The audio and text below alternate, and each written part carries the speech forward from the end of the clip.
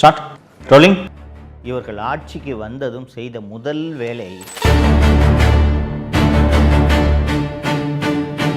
தமிழகத்தில் இந்த 8 வழிச்சாலைக்கு எதிராக நடந்த எல்லா போராட்டங்களின் பின்னணியிலும் திமுக இருந்து தூண்டிவிட்டது. நாங்கள் சேலம் 8 வழிச்சாலையை எதிர்க்கவே இல்லை என்று பச்சையாக பத்திரிகையாளர் சந்திப்பில் போய் சொன்னார். சாலை போடக்கூடாதுன்னு எந்த காலத்திலும் திமுக சொல்லவே இல்லை. அது 8 வழிச்சாலையில் தமிழகமே கொதிச்சு போச்சு. திமுக அரசு கொண்டு வந்த இன்னொரு ரியல் எஸ்டேட் திட்டம் என்னவென்றால் பரந்தூர் விமான நிலையம். சுற்றுவட்டார பகுதிகளில் இருக்கக்கூடிய நிலங்கள் அத்தனையையும் வாங்கி போட்டார். மு.க. ஸ்டாலின் குடும்பம் எத்தகைய பேராசை பிடித்த குடும்பம் என்பதை நீங்கள் நினைவில் வைத்துக்கொண்டு 2026 தேர்தலில் நீங்கள் வாக்களிக்க வேண்டும். இது கேட்பதற்கு அவமானமாக இல்லையா? கூச்சமே இல்லாமல் தோளில் பச்சை துண்டு போட்டுக்கிட்டு நானும் ஒரு டெல்டாக்காரன்னு எத்தனை முறை முதல்வர் பேசியிருக்கிறார், கவனித்திருக்கிறீர்களா? அதில் நானும் மகிழ்ச்சி அடைகிறேன்னா நானும் ஒரு டெல்டாக்காரன், அந்த அடிப்படையில் நானும் மகிழ்ச்சி அடைகிறேன். வணக்கம் தமிழ் பெருங்குடி மக்களே.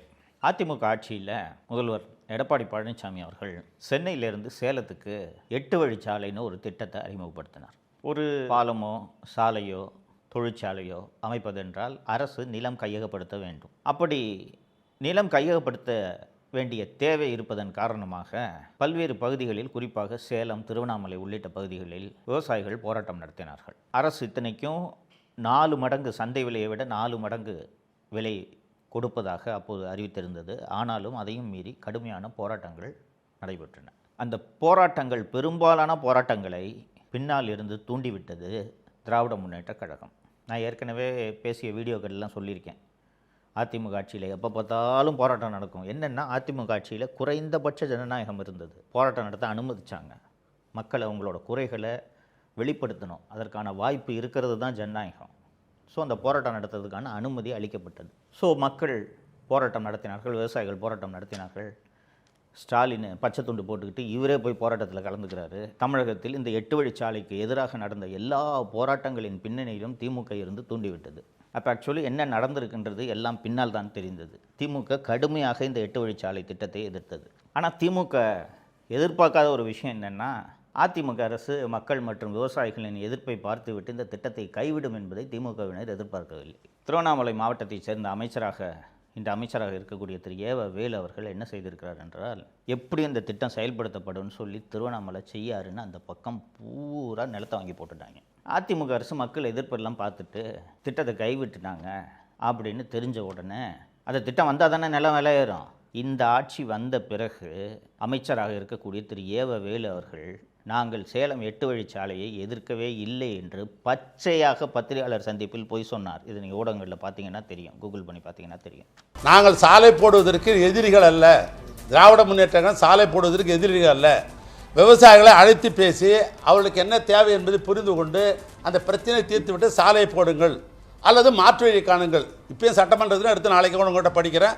இதுதான் திமுகவுடைய கொள்கையாக வச்சுருந்த மொழியை, வேற ஒன்றும் சாலை போடக்கூடாதுன்னு எந்த காலத்திலும் திமுக சொல்லவே இல்லை. அது 8 வழி சாலையில். இதுபோல் திருவண்ணாமலையில் செய்யாறு பகுதியில் சிப்காட், தமிழ்நாட்டின் அந்த தொழில் முன்னேற்ற பொதுத்துறை நிறுவனம் அங்கே ஒரு தொழிற்பூங்கா அமைப்பதற்கு சிப்காட்டில் நிலங்களை கையகப்படுத்துகிறது. மேல்மா, செய்யாறு உள்ளிட்ட அந்த பகுதிகளைச் சேர்ந்த விவசாயிகள், கிராமப்புற மக்கள் இந்த எங்களது விவசாய நிலங்களை எடுக்கக்கூடாது என்று கடுமையான எதிர்ப்பை தெரிவிக்கின்றனர், போராட்டம் நடத்துகின்றனர். எல்லா போராட்டங்களும் அமைதி வழி போராட்டம், அதை நீங்கள் மறந்துடக்கூடாது. ஒரு பந்தல் போட்டுக்குவாங்க, போய் உண்ணாவிரதம் இருப்பாங்க, தொடர் உண்ணாவிரதம் இருப்பாங்க, உள்ளிருப்பு போராட்டம் நடத்துவாங்க, கலெக்டர்கிட்ட போய் மனு கொடுக்குற போராட்டம் நடத்துவாங்க. இது போன்ற போராட்டங்கள் தான் அவர்கள் செய்து கொண்டிருந்தார்கள். இப்படிப்பட்ட ஒரு சூழ்நிலையில் 4 நவம்பர் 2023 அன்று விவசாயிகள் இதே மாதிரி கலெக்டர்கிட்ட மனு கொடுக்கறதுக்கான ஒரு போராட்டத்தை நடத்துகிறாங்க. அப்போது காவல்துறை ஒரு 18 பேரை கைது பண்ணி சிறைக்கு அனுப்பிடுறாங்க. வழக்கமாக இந்த போராட்டம் நடத்துகிறவங்களெல்லாம் கைது பண்ணால் என்ன பண்ணுவாங்கன்னு உங்களுக்கு தெரியும். கல்யாண மண்டபத்தில் வச்சு ஒரு கேஸை போட்டு விட்ருவாங்க, சாயங்காலம் 6 மணிக்கு அனுப்பி விட்ருவாங்க. இதுதான் வழக்கமாக நடக்கக்கூடிய விஷயம். ஆனால் செய்யாறு மேல்மா பகுதியில் இந்த போராட்டம் நடத்தியதில் 20 பேரை ரிமாண்டுக்கு அனுப்பிச்சிட்டாங்க சிறைக்கு. ரிமாண்டுக்கு அனுப்பியதோடு இல்லாமல் பாக்கியராஜ், பச்சையப்பன், தேவன், சோழன், அருள் ஆறுமுகம், திருமால் உள்ளிட்ட 7 பேரை குண்டர் சட்டத்தில் அடைத்தது திமுக அரசு. நம்ப முடியுதா உங்களால்? குண்டர் சட்டம் என்பது எதற்காக? ரவுடிகளை, கொலை செய்பவர்களை, நில அபகரிப்பில் ஈடுபடுபவர்களை, கள்ளச்சாராயம் காய்ச்சுபவர்களை, போதைப்பொருள் விற்பவர்களை தடுப்பதற்காக உருவாக்கப்பட்ட அந்த குண்டர் சட்டத்தில் விவசாயிகளை அடைத்தது இந்த திமுக அரசு. தமிழகமே கொதிச்சு போச்சு. என்னையா விவசாயிகள் போராட்டம் நடத்திட்டு இருக்காங்க, அந்த போராட்டம் நடத்துகிற விவசாயிகளை போய் குண்டர் சட்டத்தில் அடைக்கிறீங்களே, மனுஷங்களா நீங்கள்ட்டு கடுமையான கண்டனங்கள் திமுகவின் கூட்டணி கட்சிகளே கண்டனம் தெரிவிக்க ஆரம்பித்து விட்டன. திமுகவின் கூட்டணி கட்சியாக இருக்கக்கூடிய மார்க்சிஸ்ட் கம்யூனிஸ்ட் கட்சி, இந்திய கம்யூனிஸ்ட் கட்சி உள்ளிட்ட அத்தனை கட்சிகளும் என்னங்க விவசாயிகளை போய் குண்டர் சட்டத்தில் அடைக்கிறீங்களே அப்படின்னு கடுமையான கண்டனங்களை தெரிவித்ததும் அந்த குண்டர் சட்டத்தில் அடைக்கப்பட்டவர்களில் அருள் ஆறுமுகம் என்பவரை தவிர மீதமுள்ள 6 பேர் மீதான குண்டர் சட்டத்தை ரத்து செய்கிறோம் என்று தமிழக அரசிடமிருந்து அறிவிப்பு வெளிவந்து விட்டது. 6 பேரும் விடுதலை செய்யப்பட்டார்கள். அப்போது அரசு சார்பில் சொல்லப்பட்ட விளக்கம் என்ன தெரியுமா? முதல்வருக்கு தெரியாமல் குண்டர் சட்டத்தை போட்டுட்டாங்க, முதல்வரோட கவனத்துக்கு நாங்கள் கொண்டு சென்றதும் ரிலீஸ் பண்ண சொல்லிட்டாரு அப்படின்னு. ஃபஸ்ட்டு இது கேட்பதற்கு அவமானமாக இல்லையா? ஒரு சிப்காட் நிலம் எடுக்கிறதுக்கு விவசாயிகள் போராட்டம் பண்ணுறாங்க, அந்த போராட்டத்தில் இருக்கவங்கள ரிமாண்டு பண்ணுறாங்க, ரிமாண்டு பண்ணி அதில் 7 பேர் மேலே குண்டாஸ் ஆக்ட் போடுறாங்க. இது எப்படி ஒரு முதல்வருக்கு தெரியாமல் இருக்கும்? உளவுத்துறையிட முதல்வரிடம் சொல்ல வேண்டாமா? முதல்வருக்கு தெரியாமல் இது நடந்துவிட்டது என்பதை சொல்வதற்கு உங்களுக்கு வெட்கமாக இருக்க வேண்டாமா? சரிங்க, உண்மையிலே தெரியலன்னு ஒரு வாதத்துக்கு வச்சுக்குவோம். தெரியாமல் போட்டுட்டாங்க. வாபஸ் வாங்கின உடனே அந்த குண்டாஸ் டிடென்ஷன் ஆக்டை ரெக்கமெண்ட் பண்ண அந்த எஸ்பியையும் அந்த குண்டாஸ் டிடென்ஷன் ஆர்டரில் கையெழுத்து போட்ட அந்த கலெக்டரையும் ஒரு நல்ல முதல்வராக இருந்தால் சஸ்பெண்ட் செய்திருக்க வேண்டுமா வேண்டாமா? யோசித்து பாருங்கள். இதுவரைக்கும் ஒரே ஒரு நடவடிக்கை கூட அந்த கலெக்டர் மேலேயோ எஸ்பி மேலேயோ எடுக்கவில்லை. ட்ரான்ஸ்ஃபர் கூட பண்ணலைங்க. என்ன காரணம் என்று யோசித்து பாருங்கள். அந்த இடத்துல சிப்காட் வரும். சிப்காட் வந்துச்சுன்னா நிலமெல்லாம் விலையேறும் என்று திருவண்ணாமலை மாவட்டத்தைச் சேர்ந்த நெடுஞ்சாலைத்துறை அமைச்சர் திரு ஏவ வேலு அந்த ஏரியா பூரா நிலத்தை வாங்கி போட்டிருக்காரு. நிலத்தை வாங்கி போட்ட பிறகு அந்த சிப்காட் வந்தால் தானே நிலத்தோட விலை ஏறும். ஏற்கனவே 8 வழிச்சாலை ரத்து பண்ணதுனால அவர் வாங்கி போட்ட நிலம் விலை ஏறல. இப்போ சிப்காட்டும் வராமல் போச்சுன்னா இதனால் ஏவ வேலு சொல்லித்தான் அந்த மாவட்ட ஆட்சியர் இந்த விவசாயிகளை குண்டர் சட்டத்தில் அடைத்திருக்கிறார். கூச்சமே இல்லாமல் தோளில் பச்சை துண்டு போட்டுக்கிட்டு நானும் ஒரு டெல்டாக்காரன்னு எத்தனை முறை முதல்வர் பேசியிருக்கிறார், கவனித்திருக்கிறீர்களா? இதே போல் திமுக அரசு கொண்டு வந்த இன்னொரு ரியல் எஸ்டேட் திட்டம் என்னவென்றால் பரந்தூர் விமான நிலையம். சென்னையில் இருக்கக்கூடிய விமான நிலையம் போதவில்லை, கூடுதலாக ஒரு விமான நிலையம் வேண்டும் என்ற திட்டம் திமுக அரசு கொண்டு வந்த திட்டம் அல்ல. அண்ணா திராவிட முன்னேற்ற கழக ஆட்சியிலேயே இந்த திட்டம் பரிசீலிக்கப்பட்டது. மொத்தம் 4 இடங்கள் பரிசீலிக்கப்படுகின்றன. படாலம், திருப்போரூர், பன்னூர் மற்றும் பரந்தூர் ஆகிய 4 இடங்களை புதிய விமான நிலையம் கட்டுவதற்கு அரசு பரிசீலிக்கிறது.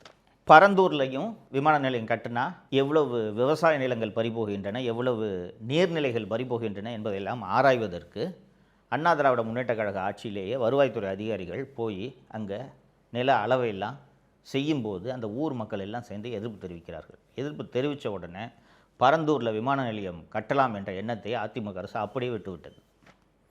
ஸோ அடுத்த திமுக ஆட்சிக்கு வருது, ரைட்டுங்களா? மொத்தம் 4 இடம் சொன்னேன். படாலம், திருப்போரூர், பன்னூர் மற்றும் பரந்தூர். இதில் பரந்தூரில் ஏர்போர்ட் கட்டலாம் அப்படின்ட்டு இவங்க முடிவெடுத்துறாங்க. யார்? திமுக அரசு. ஸோ 2021 இவர்கள் ஆட்சிக்கு வந்ததும் செய்த முதல் வேலை அந்த பரந்தூர் மற்றும் சுற்றுவட்டார பகுதிகளில் இருக்கக்கூடிய நிலங்கள் அத்தனையையும் வாங்கி போட்டார்கள். பரந்தூரில் விமான நிலையம் வரப்போகுதுன்றதுக்கு முன்னாடி பரந்தூர் பகுதியில் ஒரு ஏக்கரோட விலை எவ்வளோ தெரியுமா? 2 லட்சம். 2021 ஜனவரின்னு வச்சுக்கோங்களேன். நல்லா விளையிற 3 போகம் நெல் விளையிற பூமி அது. பலமுறை நாங்கள் போயிட்டு சவுக்கு மீடியா சார்பாக வீடியோ எடுத்து போட்டிருக்கோம். பரந்தூர் தான் விமான நிலையம்ட்டு திமுக அரசு முடிவெடுத்து விட்ட பிறகு 8 கோடி கொடுத்தால் கூட, ஒரு ஏக்கர் 8 கோடி கொடுத்தால் கூட இன்று விற்பதற்கு அங்கே நிலம் இல்லை. அந்த அளவுக்கு நிலம் விலையேறிவிட்டது. என்ன காரணம் என்றால் அங்கே விமான நிலையம் வந்தால் அருகாமையில் 5 நட்சத்திர ஓட்டல்களை கட்டி கொள்ளை காசு சம்பாதிக்கலாம் என்று திமுகவினர் அத்தனை பேரும், திமுகவினர் மட்டுமல்லாமல் IAS அதிகாரிகள், IPS அதிகாரிகள் அத்தனை பேரும் நிலத்தை அங்கே வாங்கி போட்டுவிட்டு தான் இந்த விமான நிலையம் வந்தே தீர வேண்டும் என்று துடிக்கிறார்கள். இதுதான் டெல்டாக்கார முதல்வர் செய்யக்கூடிய வேலையா? அது மட்டுமல்ல, அந்த பரந்தூர் மக்கள் 1000 நாட்களை கடந்து தொடர்ந்து போராடி கொண்டிருக்கிறார்கள். பரந்தூர், ஏகனாபுரம் அந்த பகுதியில் உள்ள கிராமம். அந்த ஊர் எப்படிப்பட்ட ஊருன்றது சொல்லிடுறேன். காஞ்சிபுரம் மாவட்டத்தில் இருக்க ஊர். மோட்டார் பாசனம் கிடையாது, நதிநீர் பாசனம் கிடையாது, 3 போகம் நெல் விளையக்கூடிய பூமி. எப்படி பாசனம் என்று கேட்டீர்கள் என்றால், பெரிய பெரிய பல்லவ ஆட்சி காலத்தில் உருவாக்கப்பட்ட பெரிய பெரிய ஏரிகள் அங்கே இருக்கின்றன. பெரிய ஏரி, கம்பன் கால்வாய் என்று ஒரு கால்வாய் அங்கே ஓடுகிறது. பெரிய ஏரி இருக்கிறது. ஏரி அப்படின்னா உயரமான ஒரு இடத்துல ஒரு ஏரி. அந்த ஏரி நிரம்பியதும் அந்த ஏரியிலிருந்து நீர் வழிந்து அடுத்த ஏரிக்கு செல்லும். அடுத்த ஏரிக்கு அந்த நீர் செல்லும்போது அது வழியாக கால்வாய் போகுது இல்லையா, அது பக்கம் பூரா பாசனம். அடுத்த ஏரிக்கு அந்த நீர் சென்றதும் அது நிரம்பியதும் அங்கிருந்து அடுத்த ஏரிக்கு அது செல்கிறது. தஞ்சாவூரை விட அதிகமாக, தஞ்சாவூரில் கூட மேட்டூர் டேம்லேருந்து தண்ணி வந்தால் தான் நெல் போட முடியும். இங்கே 3 போகமும் நெல் விளைவிக்கிறார்கள். தன்னிறைவு பெற்ற கிராமங்கள் அந்த கிராமங்கள் பூரா. அது மட்டுமல்லாமல் சென்னையோட வெள்ளத்தை வடிப்பதற்கு மிக முக்கியமான நீர்நிலையாக அந்த பரந்தூரில் இருக்கக்கூடிய அந்த ஏரிகளும் அந்த கம்பன் கால்வாய் உள்ளிட்ட கால்வாய்களும் பயன்படுகின்றன. சென்னையில் இருக்கக்கூடிய அடையாறு மற்றும் கூவம் ஆறு இருக்கிறதல்லவா, அங்கே அந்த பரந்தூரில் இருக்கக்கூடிய அந்த ஏரிகள் எல்லாம் நிரம்பினாலும் அங்கிருந்து அந்த தண்ணீர் கம்பன் கால்வாய் வழியாக வடிந்து சென்னையில் செம்பரம்பாக்கம் மற்றும் அடையாறு ஆறு வழியாகத்தான் கடலில் சென்று கலக்கிறது. இப்போது இவர்கள் திட்டமிட்டிருக்கக்கூடிய இந்த பரந்தூர் விமான நிலையம் எங்கே வருகிறது தெரியுமா? அந்த விமான நிலையத்தோட ரன்வேயே ஏரி மேலே தான் ரன்வேயே வருது. ஸோ இந்த மாதிரி அந்த இடத்துல ஏகப்பட்ட நீர்நிலைகள் இருக்கின்றது. அந்த நீர்நிலைகள்லாம் எந்த அளவுக்கு பாதிக்கப்படுகிறது என்பதை ஆராய்ந்து விட்டு நாங்கள் விமான நிலையம் அமைக்கிறோம் என்று திமுக அரசே மச்சேந்திரநாதன் IAS என்பவர் தலைமையில் இந்த நீர்நிலைகளுக்கு ஏற்படக்கூடிய பாதிப்பை மட்டும் ஆராய்வதற்கு மச்சேந்திரநாதன் IAS அவர்கள் தலைமையில் ஒரு கமிட்டியை அமைக்கிறார்கள். அந்த கமிட்டி தனது அறிக்கையை எவ்வளவு நீர்நிலைகள் பாதிக்கப்படுகின்றன தனது அறிக்கையை கொடுத்து விட்டது. அந்த அறிக்கையை இன்று வரை திமுக அரசு வெளியிடவில்லை. 2023 ஒரு அவசர சட்டத்தை திமுக அரசு சட்டப்பேரவையில் விவாதமே இல்லாமல் நிறைவேற்றியது. என்ன அந்த சட்டம்? அவசர சட்டம் என்றால், அரசு திட்டத்துக்கு நீர்நிலைகள் இருந்தால் சுற்றுச்சூழல் ஆய்வு நடத்தாமல் நிலம் கையகப்படுத்தக்கூடாது என்பதுதான் இன்றைக்கி இருக்கக்கூடிய சட்டம். மிக மிக முக்கியமான திட்டங்களாக இருந்தால் எந்த விதமான விதிமுறைகளையும் பின்பற்றாமல் எல்லா நிலங்களையும் கையகப்படுத்தலாம்னு ஒரு சட்ட திருத்தத்தை கொண்டு வராங்க. இது 2023 இந்த சட்ட திருத்தத்தை கொண்டு வந்துட்டாங்க. சரியாக 2026 மார்ச் முதல் வாரத்தில் தமிழக அரசு ஒரு அரசாணையை வெளியிடுகிறது. என்ன அந்த அரசாணை என்றால், பரந்தூர் விமான நிலைய திட்டம் இந்த அவசர சட்டம் சொன்னேன்ல, இந்த சட்டத்தின் கீழ் கொண்டு வரப்பட்டு விட்டது. ஸோ நீர்நிலைகள் எல்லாம் இருந்தாலும் பரந்தூர் விமான நிலையத்திற்காக இந்த நிலங்களை யாருடைய எதிர்ப்பையும் மீறி கையகப்படுத்தலாம் என்பதுதான் இந்த அவசர சட்டத்தோட நோக்கம். அந்த பரந்தூர் மக்கள் நடத்திய அந்த போராட்டத்தை ஊடகங்கள் சென்று கவர் செய்துவிடக்கூடாது என்பதற்காக கிட்டத்தட்ட 2 வருடங்கள் ஏகனாபுரம் உள்ளிட்ட 13 கிராமங்களை ஊரடங்கில் வைத்திருப்பது போல தமிழக அரசு வைத்திருந்தது. அந்த ஊருக்கு போகிற 4 எல்லையிலும் காவல்துறையை போட்டு அந்த ஊர்க்காரங்களை தவிர வேறு யாருமே உள்ளே செல்லக்கூடாது, பத்திரிகையாளர்கள் செல்லக்கூடாது. இவ்வளவு பாதுகாப்பு ஏற்பாடுகளை எல்லாம் செய்து இவர்களுடைய நோக்கம் விமான நிலையத்தை கொண்டு வந்து தொழில் வளர்ச்சியை பெருக்க வேண்டும் என்பது அல்ல. அந்த பக்கத்தில் தமிழக முதல்வர் அவர்களுக்கு சொந்தமான அந்த பண்ணை வீடு எங்கே இருக்கிறது தெரியுமா? உளுந்தை என்ற கிராமத்தில் இருக்கிறது. அந்நியார் திருமதி துர்கா ஸ்டாலின் நடத்தி கொண்டிருந்த ஸ்ப்ரிங்ஸ் மினரல் வாட்டரோட இடமும் அங்கே தான் இருக்கிறது. அந்த பரந்தூர் ஏர்போர்ட் வந்துச்சுன்னா உளுந்தையில் இவர்களுடைய நிலம் மட்டுமல்லாமல் இவர்கள் பினாமி பெயர்களில் வாங்கி போட்டுள்ள நிலங்கள் அத்தனையின் விலையும் பல மடங்கு உயரும். இந்த குடும்பத்தோட பேராசை எப்படிப்பட்ட பேராசை என்பது உங்களுக்கு புரிகிறதா? ஏற்கனவே நான் 2 லட்சம் கோடிக்கு மேலே சம்பாரிச்சிருக்காங்கன்னு சொல்லியிருக்கேன். அது போதாதா? ஆயிரக்கணக்கான ஆண்டுகளாக விவசாயத்தில் ஈடுபட்டு கொண்டிருக்கக்கூடிய அந்த மக்களின் வயிற்றில் அடித்து நீங்கள் விமான நிலையம் கட்ட வேண்டுமா? நீங்களும் நானும் வேறு வேறு வேலை செய்து பிழைத்து கொள்ளலாம்.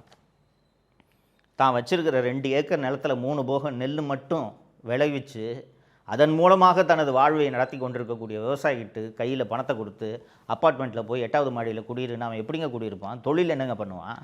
விவசாயத்தை தவிர அவனுக்கு வேறு எந்த தொழிலும் தெரியாது. ஆனால் அவர்கள் வயிற்றில் அடித்து அந்த விமான நிலையத்தை எப்படியாவது கொண்டு வர வேண்டும் என்று தான் தேர்தல் நெருக்கத்தில் 2026 மார்ச் மாதத்தில் இவர்கள் பரந்தூர் விமான நிலையத்தை இந்த அவசர சட்டத்தின் கீழே கொண்டு வந்திருக்கிறார்கள். இந்த மு.க. ஸ்டாலின் குடும்பம் எத்தகைய பேராசை பிடித்த குடும்பம் என்பதை நீங்கள் நினைவில் வைத்துக்கொண்டு 2026 தேர்தலில் நீங்கள் வாக்களிக்க வேண்டும். விவசாயிகள் வயிற்றில் அடித்த ஆட்சி தான் இந்த ஆட்சி என்பதை நீங்கள் மறந்துவிடக்கூடாது. இதையெல்லாம் மனதில் வைத்துக்கொண்டு நீங்கள் வாக்களிக்க வேண்டும். தப்பி தவறி திராவிட முன்னேற்ற கழக ஆட்சி மீண்டும் வந்தால் காஞ்சிபுரம் உள்ளிட்ட பகுதிகளில் இருக்கக்கூடிய விவசாயம் மொத்தமாக அழிக்கப்பட்டு விடும் என்பதை நீங்கள் மறந்து விடாதீர்கள். அது மட்டுமல்ல, அந்த ஏரிகளின் மீது கட்டிடங்கள் கட்டப்பட்டால் சென்னை வெள்ளக்காடாகும் அபாயமும் இருக்கிறது என்பதை நீங்கள் மறந்துவிடக்கூடாது. இதை மனசில் வச்சுக்கிட்டு நீங்கள் வாக்களிக்கணுன்றது தான் அவங்ககிட்ட வைக்கக்கூடிய வேண்டுகோள், கோரிக்கை. நன்றி. தமிழகத்தை காப்போம்.